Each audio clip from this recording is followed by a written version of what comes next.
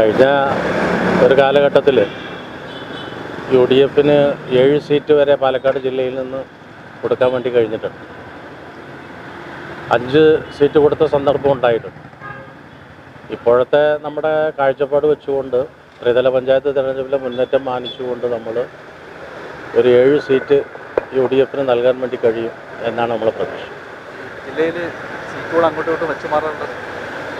അത് ഈ വിജയ സാധ്യത മാനിച്ചുകൊണ്ട് ഇപ്പോൾ ചില സീറ്റുകളിൽ ലീഗ് നിൽക്കുന്നതിനേക്കാൾ നല്ലത് കോൺഗ്രസ് നിൽക്കലായിരിക്കും.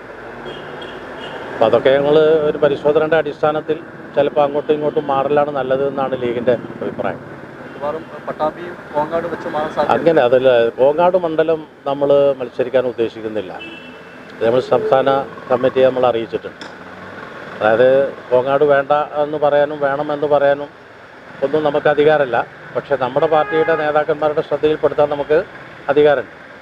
അപ്പോൾ അത് വെച്ചുകൊണ്ട് കോങ്ങാട് നമ്മൾ കൊടുത്തിട്ടുള്ള റിപ്പോർട്ട് അവിടെ ലീഗ് മത്സരിക്കുന്നതിനേക്കാൾ ഏറ്റവും ബെറ്റർ കോൺഗ്രസ് മത്സരിക്കലാണ്.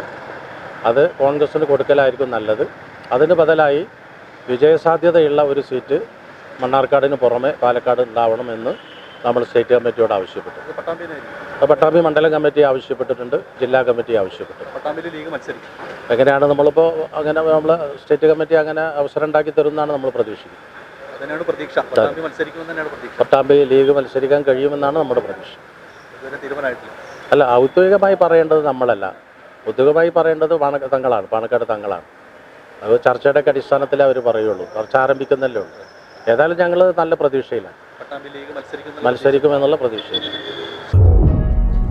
വിരലിൻ്റെ കാര്യത്തിലാണേലും യാത്രയുടെ കാര്യത്തിലാണേലും രണ്ടും മുറിഞ്ഞു പോകാതെ തുന്നിച്ചേർത്തത് കിംസ് അൽ ഷിഫയിലെ ഹാൻഡ് ആൻഡ് റിസ്റ്റ് സെൻ്ററാണ്. Hand and wrist centre, KIMS Al Shifa hospital, Perinthalmanna.